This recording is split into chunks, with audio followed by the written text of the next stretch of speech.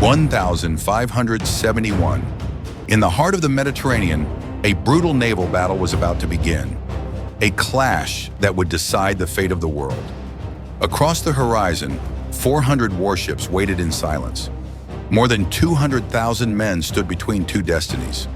On one side, the Ottoman Empire, master of 3 continents, lord of the eastern seas, marching beneath the crescent of conquest.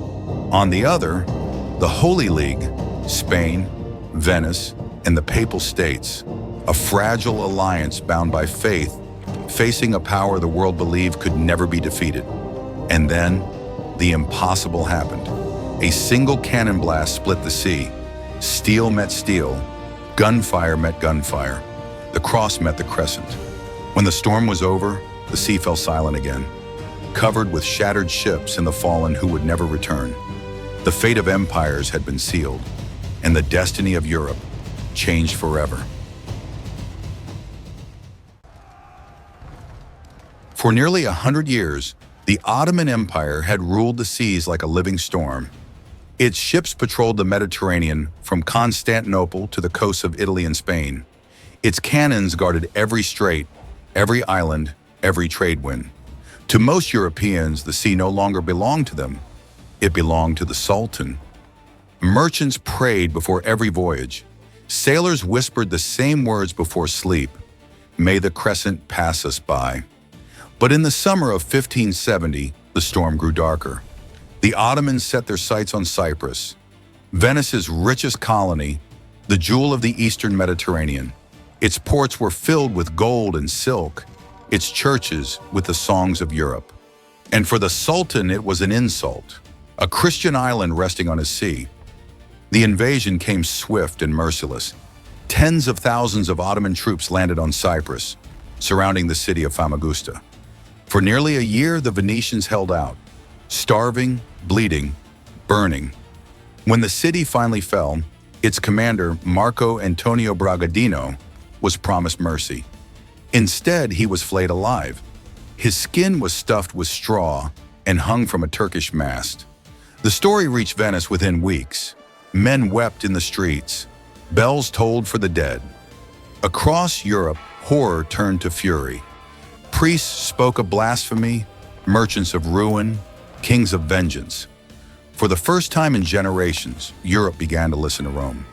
In the Vatican, an old Dominican pope, Pius V, believed the war was not about borders or trade, but about the survival of Christendom itself.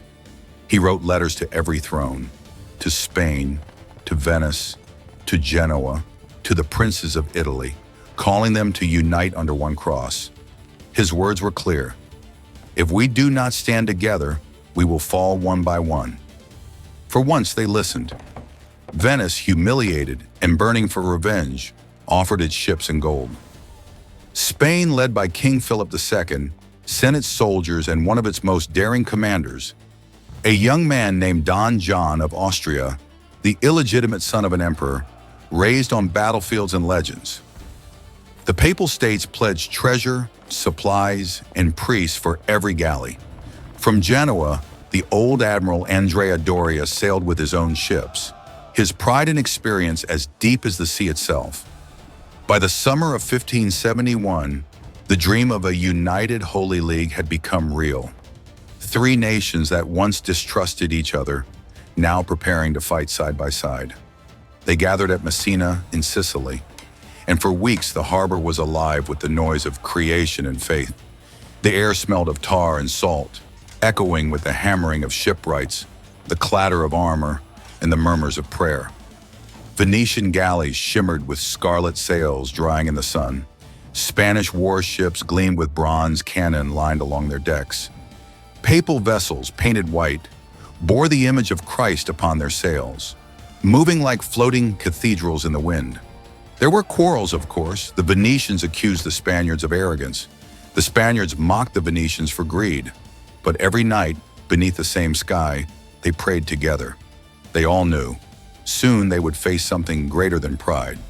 And among them stood Don John, watching the sun sink into the sea from the deck of his flagship. He was only 24, but in his eyes burned the certainty of destiny. At dawn, when the horns of departure sounded, thousands knelt across the harbor. Priests lifted the cross, sailors crossed their hearts. And as the first ship slipped from the shore, a voice rose from the crowd. God wills it. The same words once shouted in the Crusades now echoed again across the Mediterranean. The storm had begun to gather. Early October 1571. The wind over Sicily was sharp and dry as the fleet of the Holy League raised its anchors. More than 200 galleys and 6 great galleasses turned east, their sails catching the dawn light like wings of gold. From the deck of his flagship, Real, Don John of Austria watched the harbor of Messina fade into mist. Behind him stretched the power of a united Christendom. Men from Spain, Venice, and the Papal States, each speaking a different tongue, but praying to the same God. The oars dipped in rhythm, the creak of timber and the echo of hymns merged into a single heartbeat across the sea. Each ship carried its own small world. Venetian sailors repairing sails, Spanish soldiers sharpening swords, priests whispering Latin prayers over crates of powder and bread. For many, it was the first time they had sailed beyond sight of land. They slept beside cannons, wrote farewell letters they knew would never be sent. Some sang to drive away fear, others stared silently at the horizon. The voyage east was slow and tense. Storms swept the Ionian Sea, tearing sails and scattering ships. Fog rolled in for days at a time, so thick that masts vanished like ghosts. Yet through wind, rain, and exhaustion, Don John's fleet kept its line, the Holy League pressing toward destiny. Far to the east in Constantinople, the Sultan's admirals made ready. Ali Pasha, the empire's chosen commander, assembled nearly 300 Ottoman warships, a sea of galleys stretching across the Golden Horn. His flagship Sultana bore the Sultan's own banner, woven in gold and stitched with verses from the Quran. He promised his men glory, riches, and paradise. When the fleets met, he said, the sea itself would bear witness to the victory of Islam.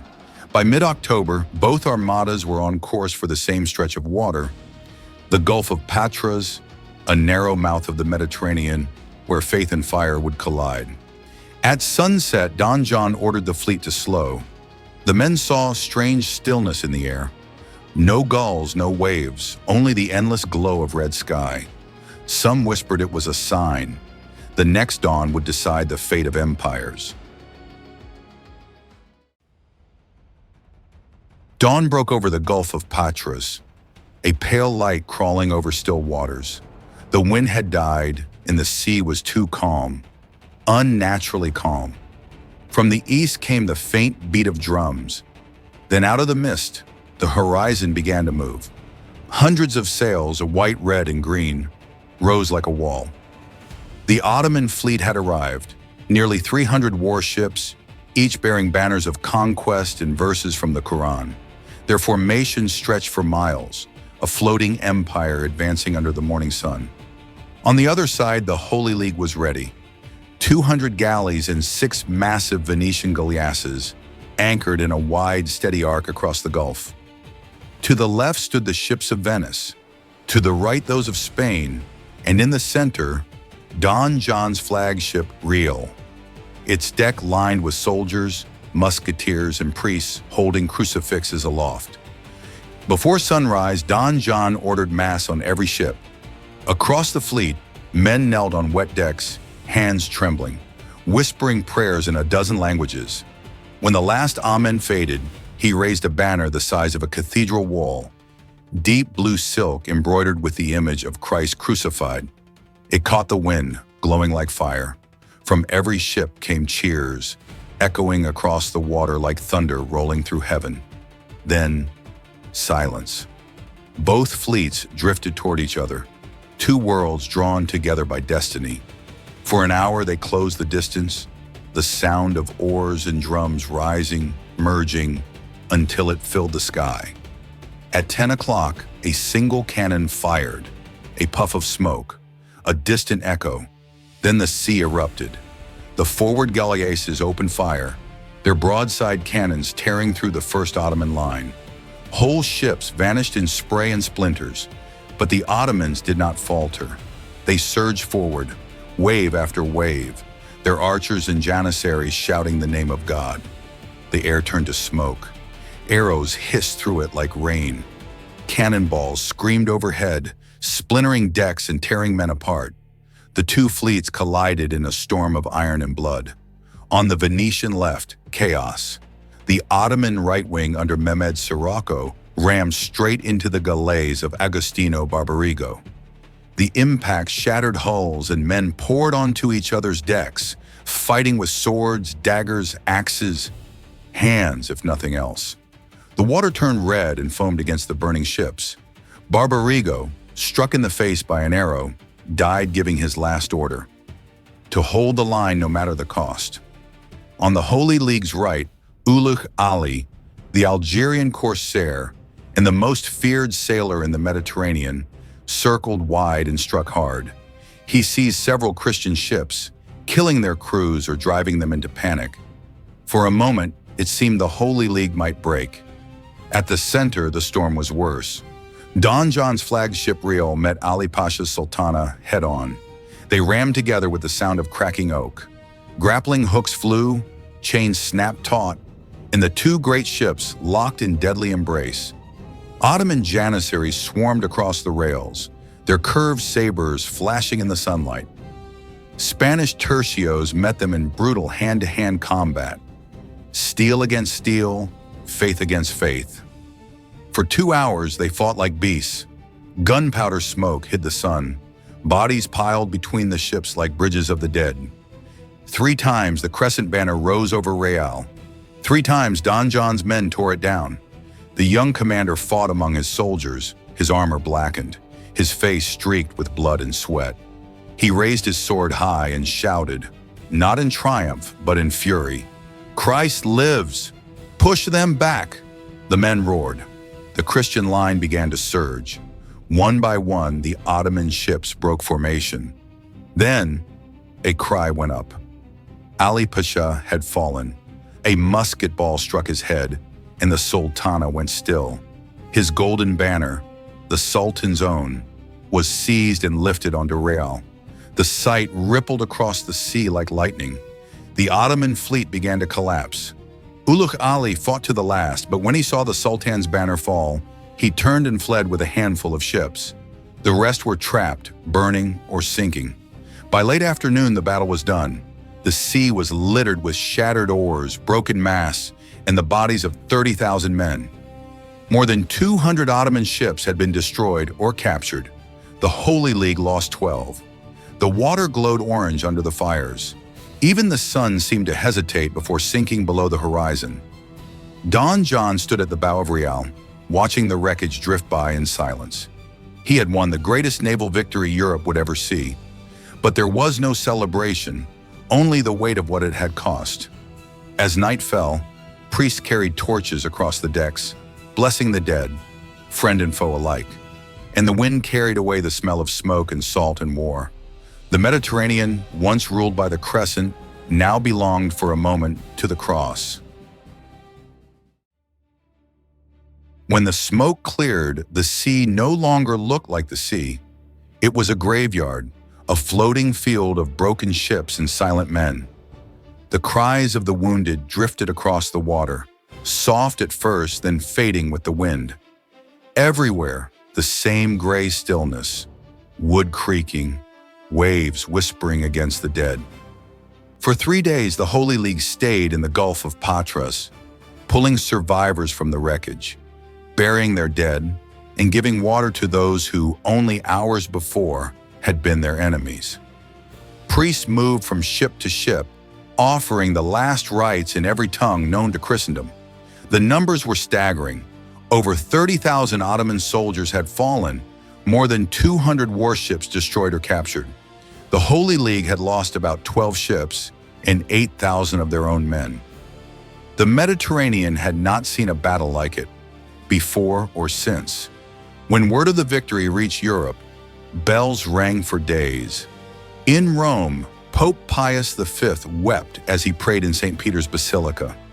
He declared October 7th the Feast of Our Lady of the Rosary, believing that victory had come not from cannons, but from faith.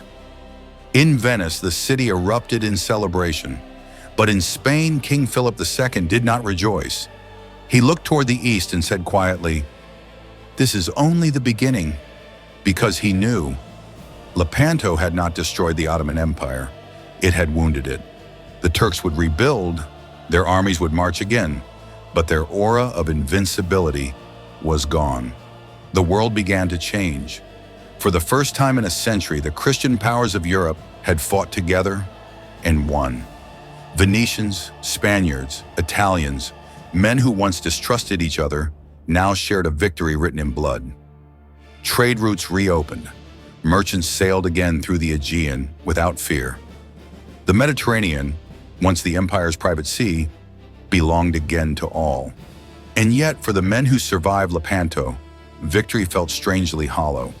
They had seen too much, heard the screams, smelled the smoke, watched friends vanish into the waves.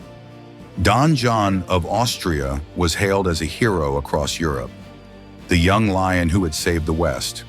But those who saw him after the battle said he spoke little and often stood at the rail of his ship at night, staring at the sea as if listening for voices that no longer answered.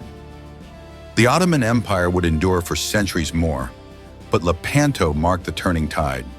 It was the last great galley battle of history, the moment when the oar gave way to the sail, and the Mediterranean, once ruled by empires, became a sea shared by nations. For poets and painters, Lepanto became legend. For sailors and kings, it became lesson.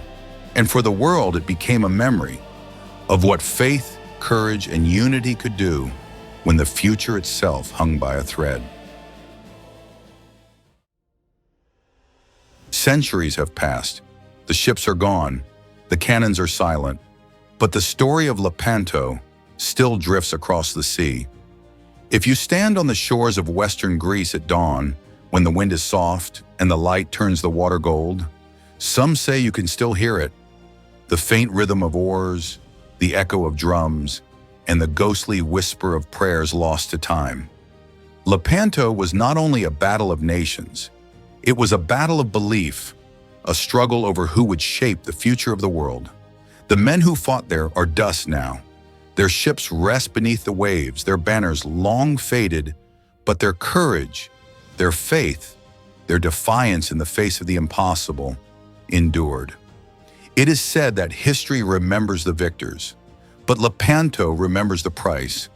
And on that silent sea, beneath the same sky, the echoes of that day still remind us that empires rise, faith endures, and every dawn on the Mediterranean still carries the memory of the morning the world changed.